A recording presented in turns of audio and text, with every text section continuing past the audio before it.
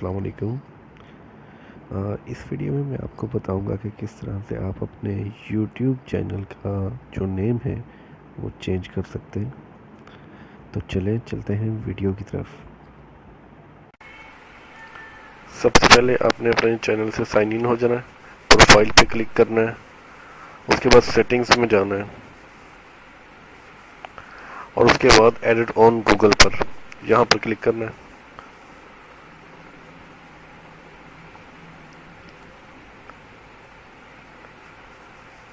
आपने first name में अपने चैनल का फर्स्ट नेम लिखना है और लास्ट नेम में लास्ट नेम लिखकर फिर सेव पे क्लिक कर देना है और आपका जो यूट्यूब चैनल का नाम जो है चेंज हो जाएगा।